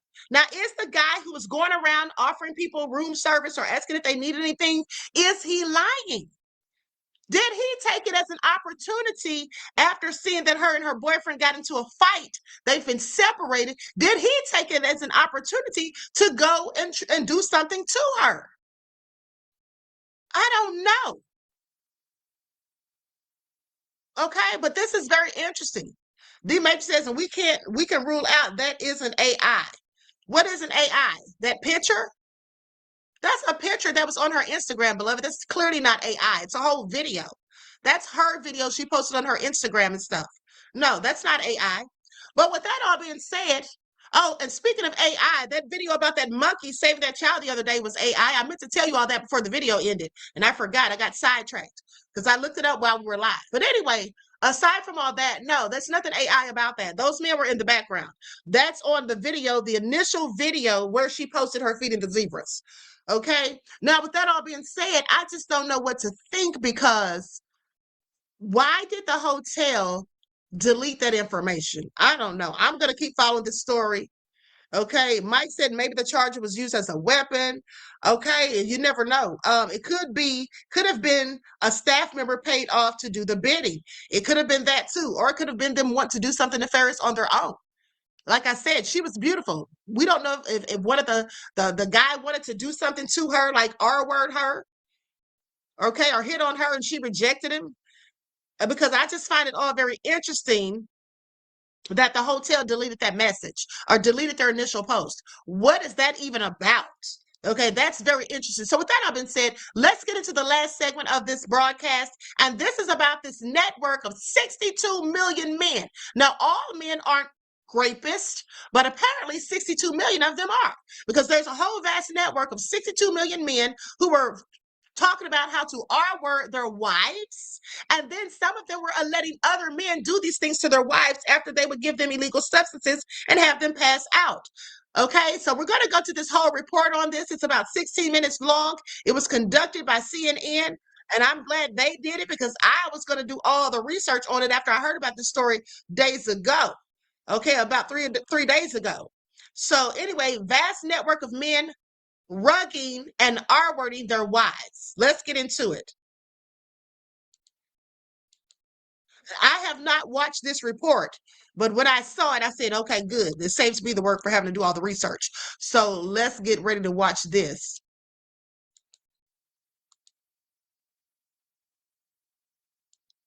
Okay, here we go.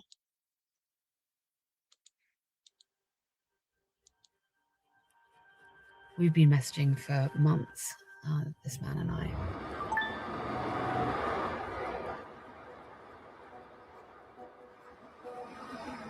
But he doesn't know who I am, because I've been undercover posing as a man. 2 years ago, the world was shocked by the case of Dominic Pellico. Dominic Pellico admitted to recruiting, enlisting a French man who drugged his wife and invited dozens to rape her. For almost a decade, he secretly dosed her drinks and sexually assaulted her. Our months-long investigation has revealed he was far from unique. These communities exist and continue to feed off what happened to you. Pellico is not an outlier. What's your emergency? Using our son's sleeping medication. He's been drugged. The bedroom isn't safe. The bed is not safe. We infiltrated a vast international network hiding in plain sight.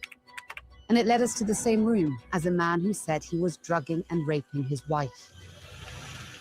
I think he's going to be at this restaurant nearby. I think I'll be able to pick him out.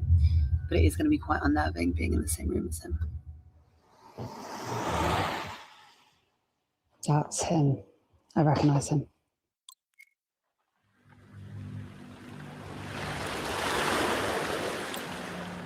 Emergency? Board 9 connecting. Go ahead, caller. What's your emergency? I've just heard from my daughter. She's on her own in a house with 4 children and has just learned she's been drugged with her son's sleeping medicine. We worry about his coming behind us, walking down the street. We worry about going to our car late at night, but we don't worry about who we lie next to. I didn't realise I had to.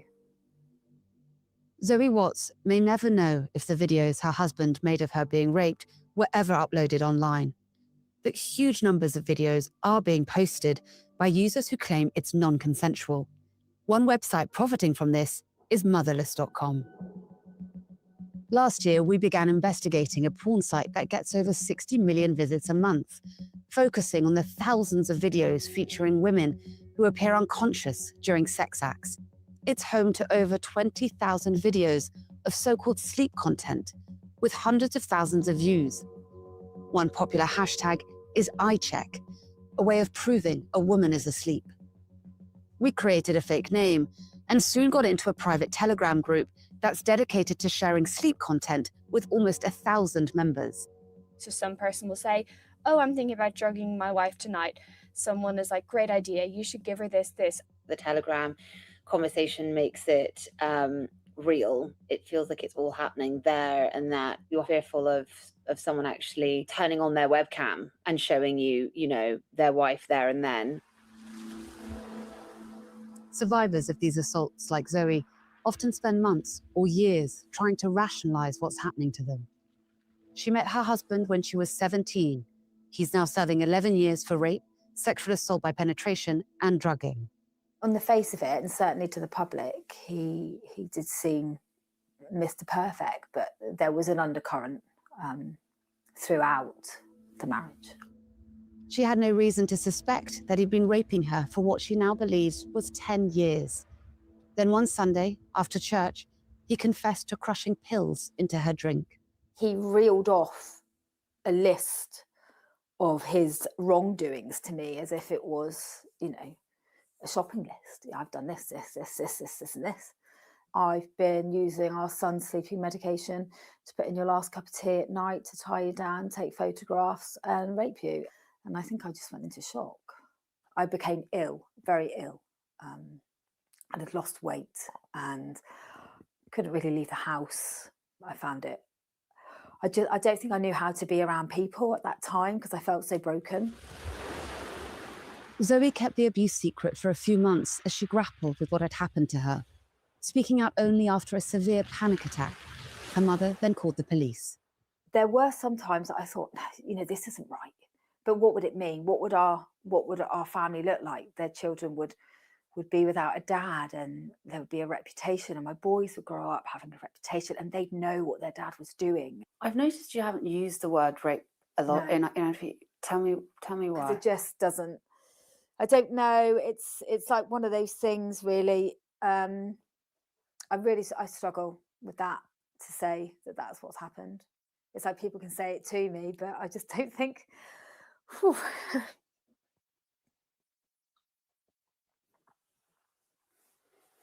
You're not alone. Yeah. Yeah, sadly.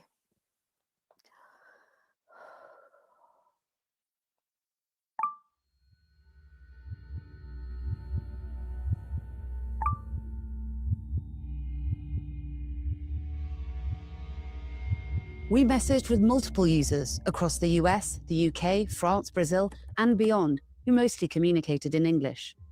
I connected on Motherless with a user who was selling liquid sedative. Over Telegram, he told me he was running a business, shipping it worldwide.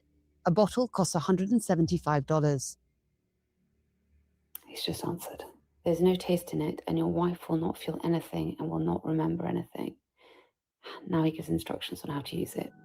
One day, a man in the group we're calling Piotr, not his real name, asked, "Is anyone awake?" I replied, and soon he DM'd me.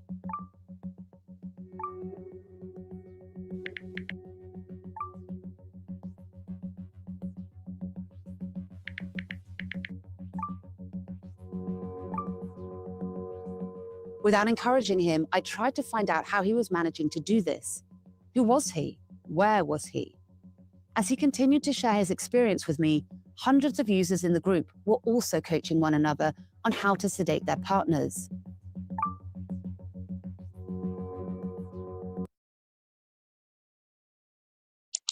What is so sick and so crazy to me is these men, why would they want to do this to their own wives? Like, where does this even come from? This is absolutely egregious. Why would you want to do this to your wives? And then for that other guy who was allowing these men to sleep with his wives, this is all so sick and disgusting. Okay, can you even trust anybody these days? Let's continue. Liquids, pills, step-by-step instructions from dozens of drugs to exact dosages were all in the chat. Many of them everyday medicines. Even when women come forward, proving it can be nearly impossible. Some drugs leave the body within 12 hours. Survivors often only realize much later what happened. And even with the courage to speak out, there are still countless roadblocks when it comes to reporting to police or bringing a legal case. Amanda Stanhope didn't know her partner had been abusing her for 5 years. What were some of the physical signs? I'd wake up on a towel that wasn't there when I went to bed. And sometimes I'd go to bed with, I'd remember wearing shorts and a t-shirt, and they wouldn't be there when I woke up the next morning. I often found lots of bruises on my body that hadn't been there previously. Her former partner was charged with multiple counts of rape and sexual assault. The police had to look through all these videos. And what did they make of them? The one where I was absolutely horrified, and he'd performed a sexual act on my face whilst I was unconscious, and it was completely clear. And the police looked at this one, and I thought, there's the evidence. And the police said to me, well, we can't use that. That isn't clear evidence because it looks like you're pretending to be asleep. In England, where survivors Amanda and Zoe live, nearly a quarter of sexual assault victims are assaulted while unconscious or asleep. And that You mean to tell me the police told her they couldn't use the evidence because it looked like she was only pretending to be asleep?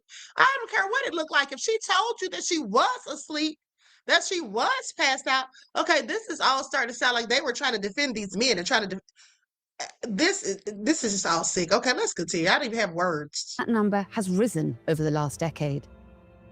Amanda's ex took his own life before the case could go to court.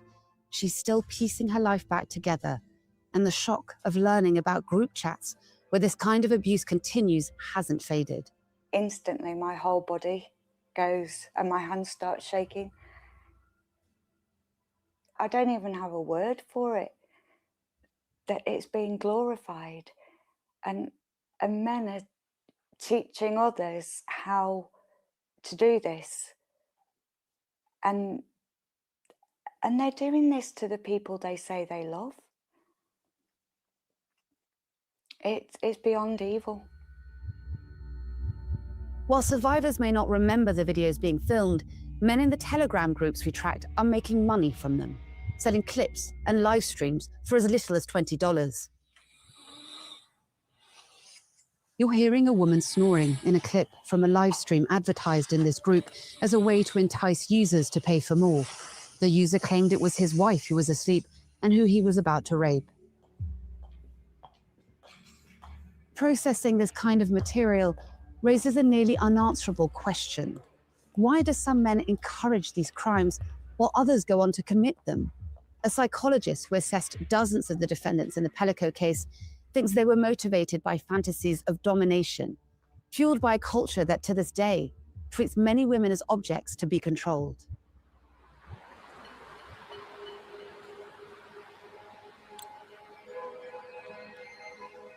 The immense trauma can leave survivors feeling like their identity has all but vanished, with what remains of it shaped only by the abuse. Rebuilding trust in themselves and others is a long road. Allora, all'inizio del video io sdraiata sul divano, già incosciente, e lui con questo bicchierino di Montenegro mette una siringa dentro, aspira e me la mette in bocca avrà fatto per una ventina di volte. Persone più... In this business, you're either growing or you're grinding. Non quelle più vicine a te, proprio quelle con cui abiti. Non ti puoi veramente fidare di nessuno. Secondo me è stato autodidatta proprio. Si è informato tramite internet. Valentina is a mother of two who asked us not to use her real name. We've distorted her voice to protect her identity. Her husband was sentenced to 8 years in prison for multiple aggravated sexual assaults. Per quanto tu possa essere menefreghista, ce l'hai sempre lì a lato. Basta un letto, basta una telecamera, un profumo differente che da quel giorno lì sicuramente è cambiato anche qualcosa in me.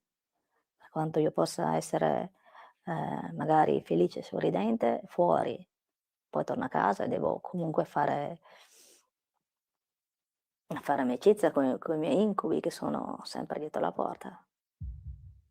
While talking to survivors, the man I was DMing continued to message and send me videos. The next day, Piotr wrote that he hadn't put his wife to sleep in some time, as the doctor didn't want to prescribe any more sleeping pills, but he continued to send photos. We don't know when they were taken. It's made me even more determined to try and meet him, to get him in person. So I'm going to send him a message now, and I'm going to see if he would meet with us. By now, we'd worked out he was in Poland, and we knew roughly where he lived, but he refused to meet. And then, a tip. He let slip that he was planning to attend a party.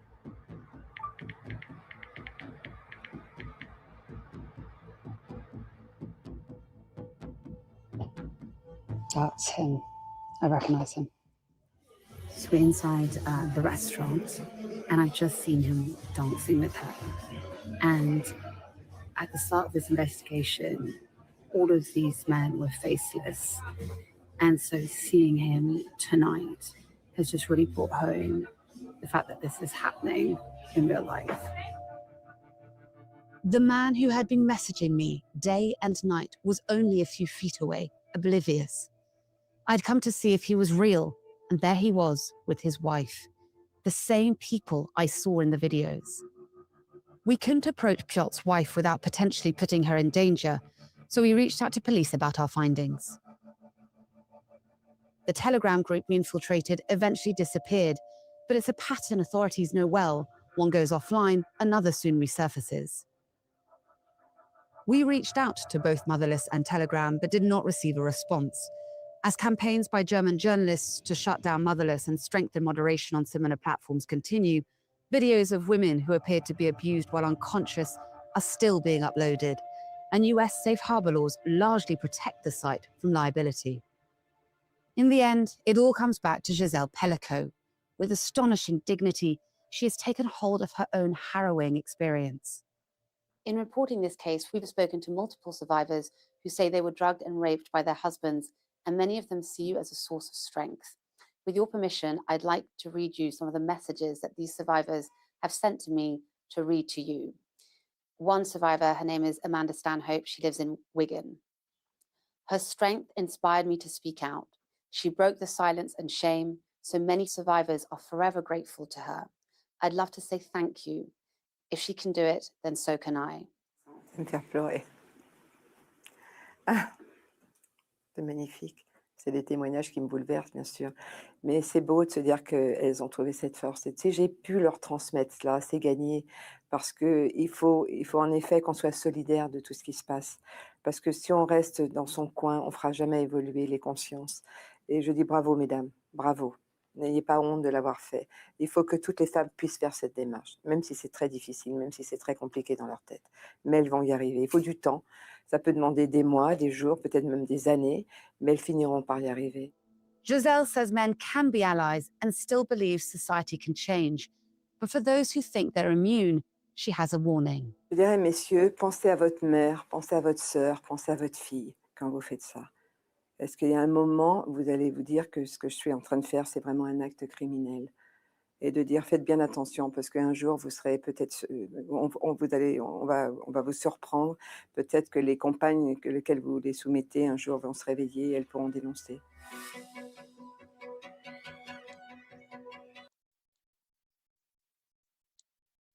Okay, this is all very sick. And let me just say this. These men that were doing these things to their wives, do you all think that they possibly had other victims? Because if you can do this to your own wife, I have no doubt in my mind that you were likely doing this to other women as well. Okay? I just don't have any doubt that they were doing this to other women as well. Because this is all sick. And they had this whole network. How do you even become a part of that? How do you even get in touch with other people who are like-minded to do such a violent, sick thing? Okay? Yeah, it is crazy work, see, Stan. It absolutely is. Leon said exactly. I mean, I definitely think they were doing this to, I think that they may even have been serial R-worders, serial rapists. Okay, you're doing this to your wives, and it's like some sort of sick fetish, clearly. And then someone suggested that maybe the wives weren't putting out or anything. But here's the thing, even if they weren't, you mean to tell me they can't just go, cheat with somebody else? Why do you have to resort to this? That doesn't have anything to do with it. It wasn't about their wives not putting out, in my opinion. It is about them just being sick individuals that have these weird fantasies and fetishes for someone to be laying there. And here's another thing I want you all to pay attention to. You see, a lot of this stuff, a lot of this weird sexual stuff, first of all, it comes from the mind of sick and demented people, in my opinion. But I want you all to think about something. I think about serial killers like Ted Bundy. Ted Bundy was into necrophilia. He used to have relations with the dead bodies of the women he murdered. Some of these men who like this stuff, some of these men who want to see someone being R-worded while they're lying there still motionless, passed out, that is their fantasy. They want to see that because I believe that they're pretending that this person is dead. That they're looking at this as though someone's performing necrophilia. Because, hey, if you can't really go get a corpse, or you really don't want to commit murder, maybe that's what you do, the next best thing. To have the person completely knocked out, they don't know what's happening to them, and you can sit there and live out your fantasy, and then other sick-minded freaks who enjoy that kind of stuff, you can sell it to them to watch. Okay, that's exactly what I believe. Because there's a lot of sick people in this world that are into that kind of stuff. And I think that's exactly what it is. Because otherwise, why would you want your partner? And here's the thing. I just thought about something. I literally just had an epiphany. Okay, so I just thought about Ted Bundy. One of his ex-girlfriends, whom he didn't kill, mind you, but his ex-girlfriend, she did say that when they would be intimate, he would like for her to pretend that she was dead.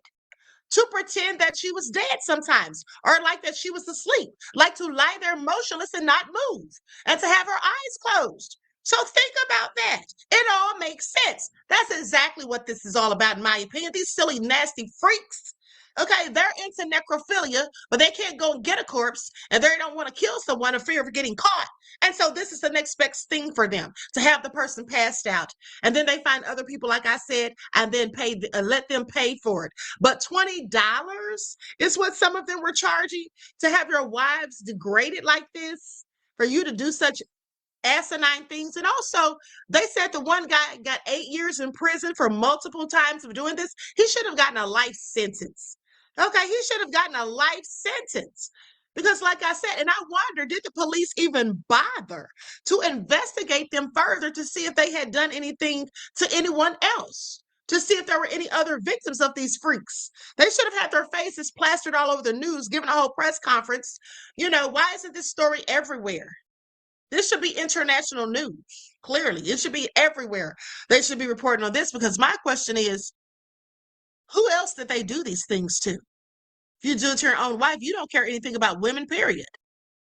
only your sick fantasies and fetishes. Anyway, with that all being said, I'm going to conclude this broadcast. I want to thank you all for tuning in. Okay, please like and share before you leave. Thank you so much. And I will see you all in the morning with your morning wake-up call. All right. And so I'm going to, I think that I might just do a reading on Ashley Jenae myself tonight. I think that's what I'm going to do. See if I can find out anything. But with that all being said, I want to thank you all for tuning in. Enjoy the rest of this evening. And I love you all to life. Each one teach one. That's how we grow and thrive. Do something productive, constructive, but never destructive. And always remember, beloveds, to keep the Most High first in your lives. Until next time, peace.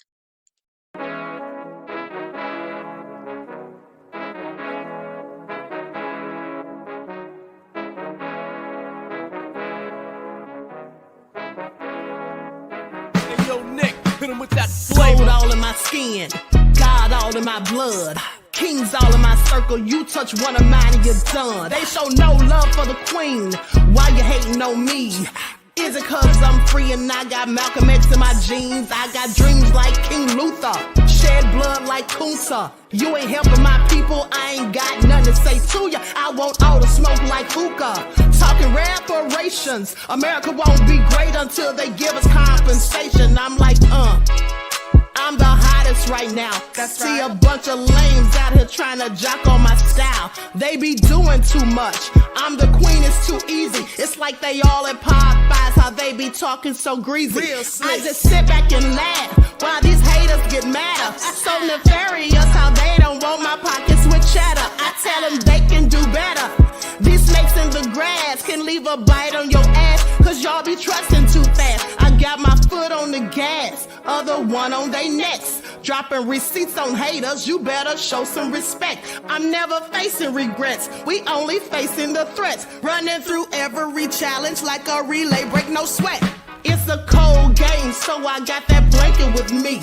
Now that my people awaken, ain't no going to sleep. I do not play by my piece, this time I'm playing for keeps. You talking slick, but when I see you like them ends, we gon' meet. And I got gold all in my skin, God all in my blood, kings all in my circle. You touch one of mine and you done. They show no love for the queen.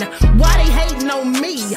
Is it cause I'm free and I got Malcolm X in my jeans and I got gold all in my skin, God all in my blood, kings all in my circle. You touch one of mine and you done. They show no love for the queen. Why they hating on me? Is it cause I'm free and I got Malcolm X in my jeans and I got